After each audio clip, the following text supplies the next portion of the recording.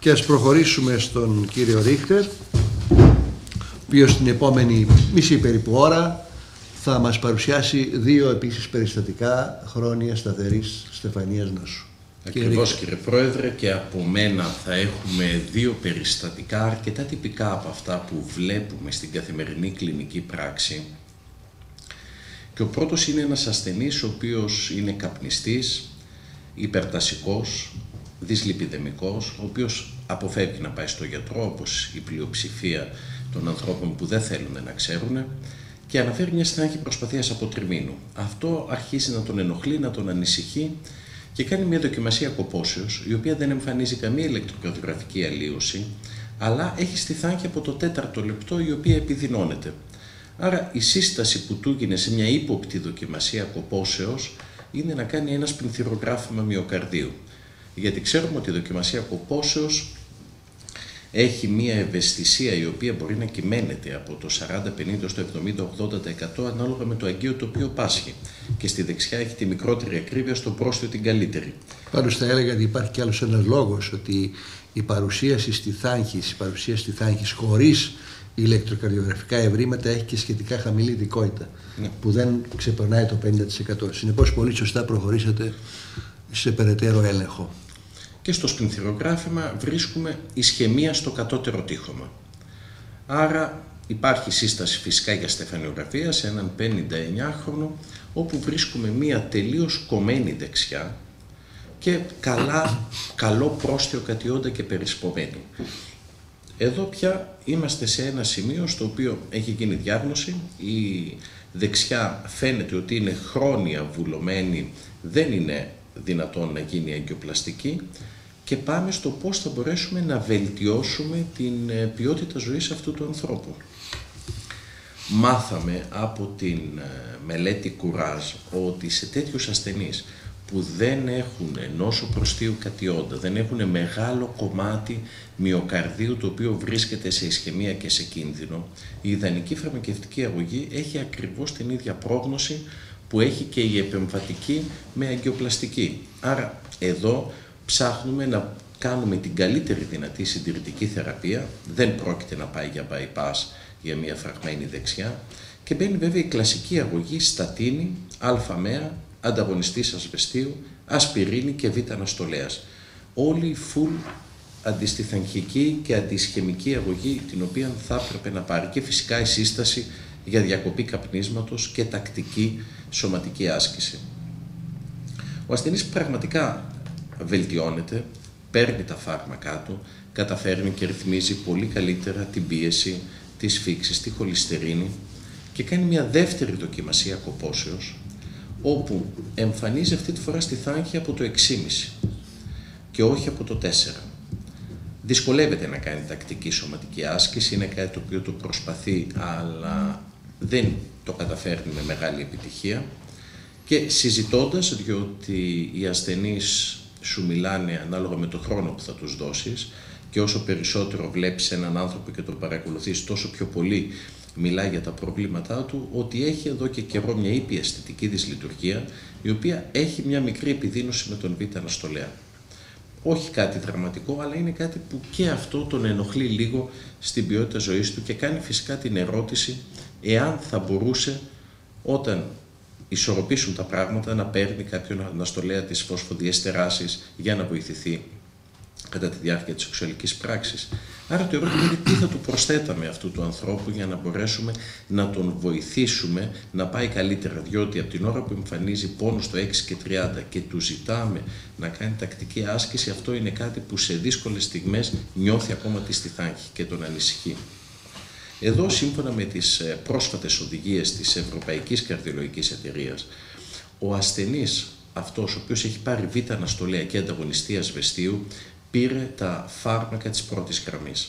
Άρα πάμε στο τι θα προσθέταμε σαν φάρμακο δεύτερης γραμμής. Ή θα μπορούσαμε να βάλουμε νητρόδι, όπου όμως έχουμε τα προβλήματα που είπε πριν ο κύριος Παρίσης, και βέβαια μετά είναι αδύνατον ή τρομακτικά δύσκολο, γιατί θέλει πάρα πολλές αλλαγές φαρμάκων και προσοχή χρόνων, να χρησιμοποιήσει οποιαδήποτε στιγμή αναστολέα της φωσφοδιεστεράσης. Η ιβαπραδίνη, η οποία όμως σε έναν ασθενή που παίρνει β' αναστολέα και έχει κάτω από 70 σφίξεις δεν έχει πια ένδειξη. Η νικορανδίλη έτσι και αλλιώς δεν υπάρχει στην Ελλάδα. Και η ρανολαζίνη θα ήταν μια πάρα πολύ καλή λύση, λαμβάνοντας υπόψη ότι δεν μας επηρεάζει το διπλό γενόμενο, πίεση, σφίξεις και έχει πολύ καλή ανοχή.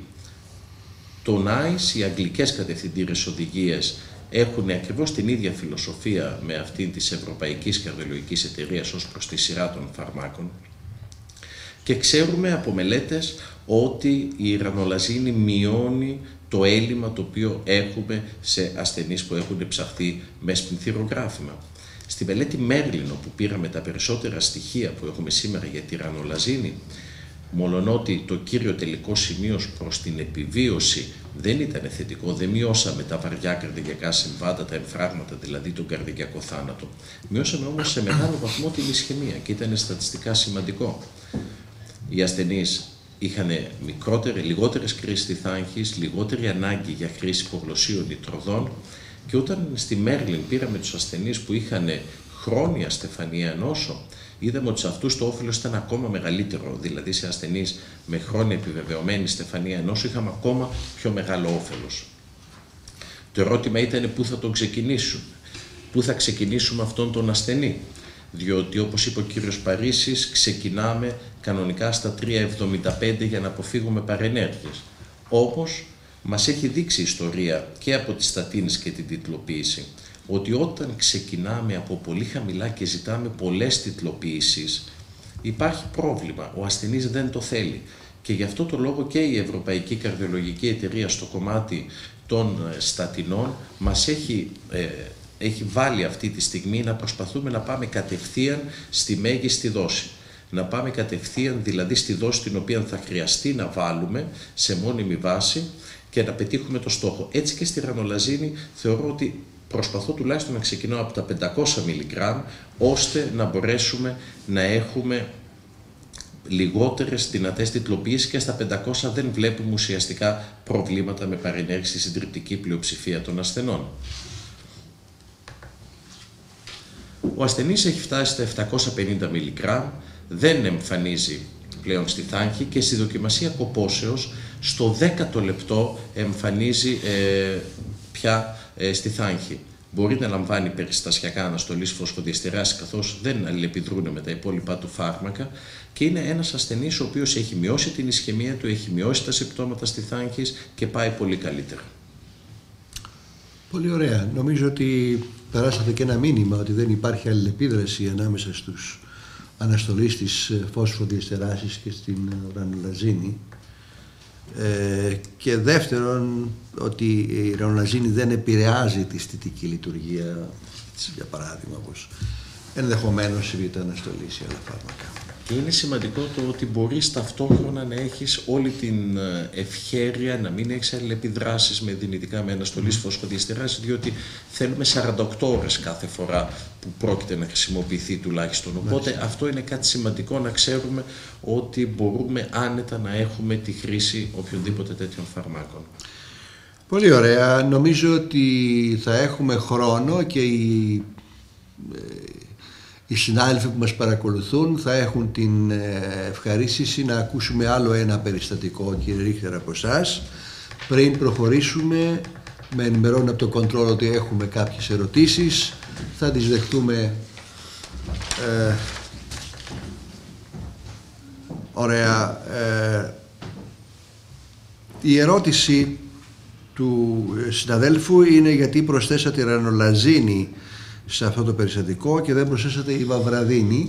Νομίζω το είπατε, αλλά δεν χάνουμε να το ακούσουμε πάλι. Η ιβαπραδίνη έχει ένδειξη πραγματικά μόνο όταν έχεις πάνω από 70 σφίξεις και όταν δεν μπορείς να φτάσεις στην ιδανική δόση β' αναστολέα. Το πραγματικό ερώτημα θα ήταν, ο ασθενής λέει ότι επιδεινώθηκε λίγο στο κομμάτι της στής, για παράδειγμα με το β' αναστολέα. Θα άξιζε να του βγάλουμε το β' αναστολέα για να βάλουμε ιβαπραδίνη?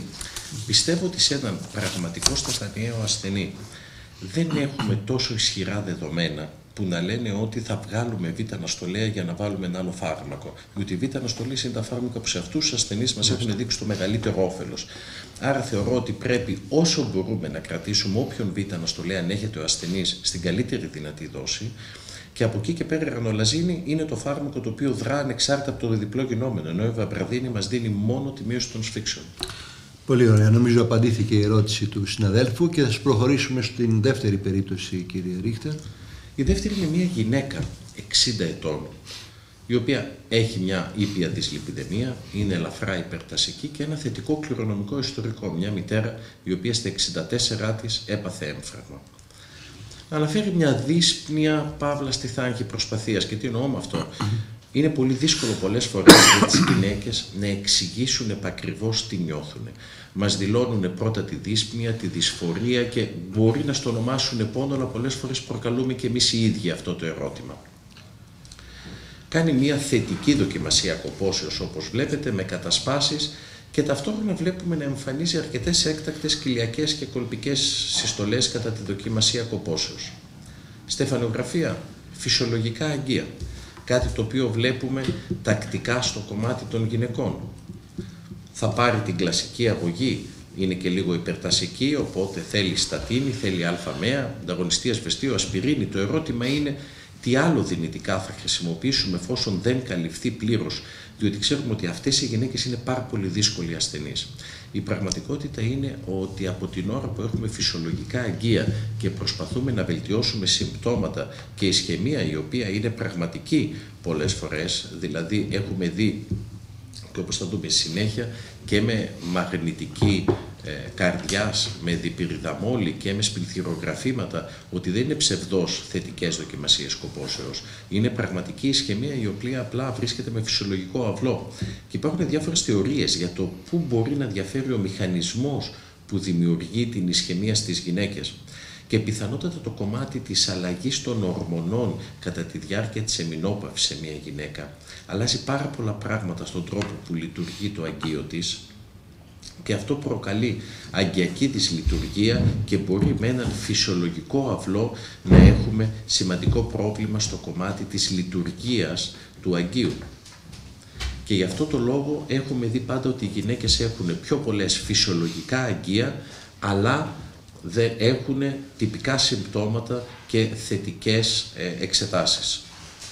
Φαίνεται ακόμα ότι η διαστολική χάλαση παίζει σημαντικό ρόλο δυνητικά στον τρόπο με τον οποίο δημιουργείται ισχυμία στις γυναίκες και αυτό ξέρετε ότι είναι το μεγάλο ερώτημα κατά πόσον πραγματικά φάρμακα όπως η ρανολαζίνη μπορούν να μας βοηθήσουν, διότι η διαστολική δυσλειτουργία ή η διαστολική καρδιακή ανεπάρκεια, μια οντότητα την οποία συζητάμε πάρα πολλές φορές, αλλά δεν έχουμε καταφέρει να βρούμε καμία θεραπεία ειδική για αυτό το θέμα, φαίνεται ότι θα μπορούσε δυνητικά να βελτιώνεται με τη ρανολαζίνη. Έχουμε μελέτες σε εξέλιξη και θέλουμε να είμαστε αισιόδοξοι ότι θα είναι θετικές, διότι πραγματικά δεν έχουμε κανένα άλλο φάρμακο.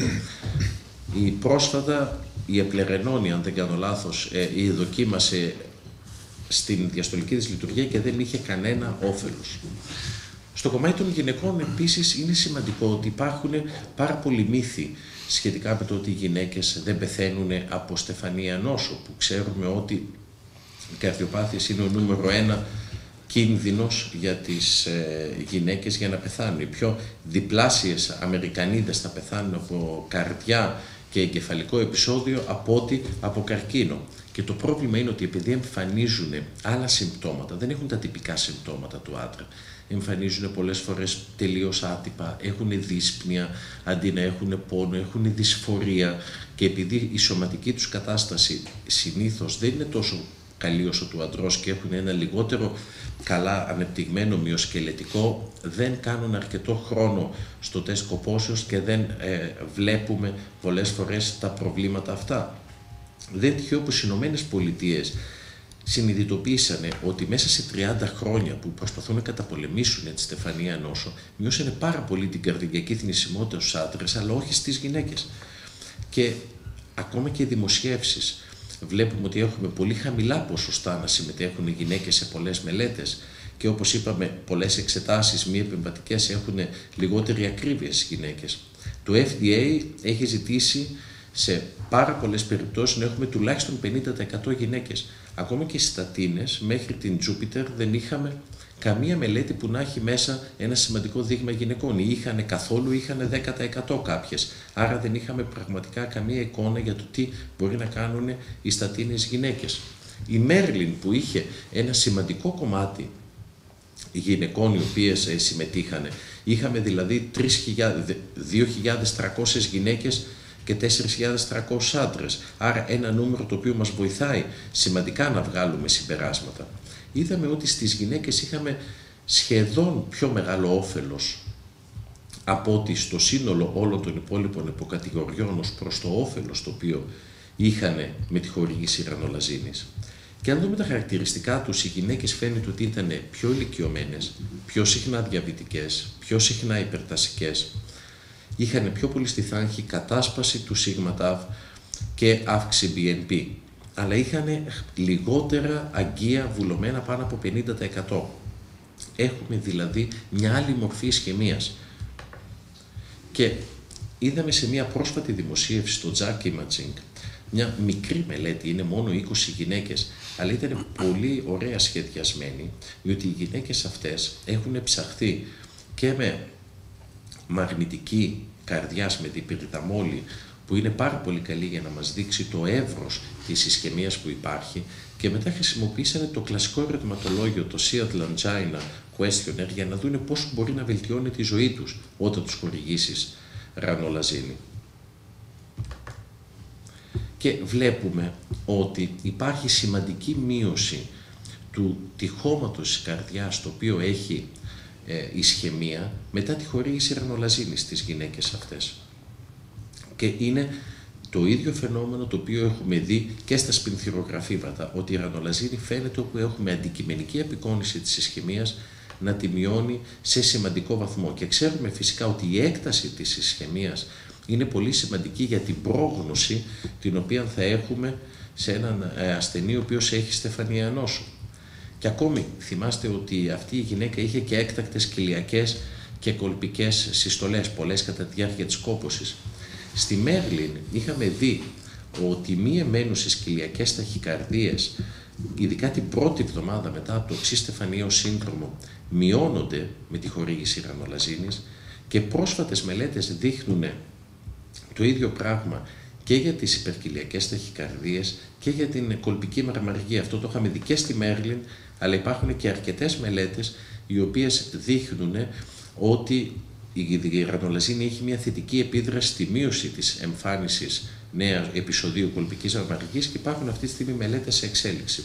Άρα θεωρώ ότι η ρανολαζίνη είναι ένα φάρμακο το οποίο είναι σημαντικό να προσθέσει σε τέτοιους ασθενείς, όπου ψάχνουμε τη βελτίωση των συμπτωμάτων και φυσικά της ισχαιμίας, βλέπουμε πολύ καλά αποτελέσματα, και όπως στις Ηνωμένες Πολιτείες κάνουν ολόκληρες καμπάνιες όπως το Go Red for Women για να ενημερώσουν το κοινό ότι οι γυναίκες πρέπει να προσέχουν. Νομίζω ότι σαν ελληνική εταιρεία λιπιδιολογίας στην Προεδρία σας προσπαθήσαμε και εμείς να κάνουμε πράγματα πάνω σε αυτό και να πλησιάσουμε το κοινό. Προσπαθήσαμε, νομίζω το πετύχαμε.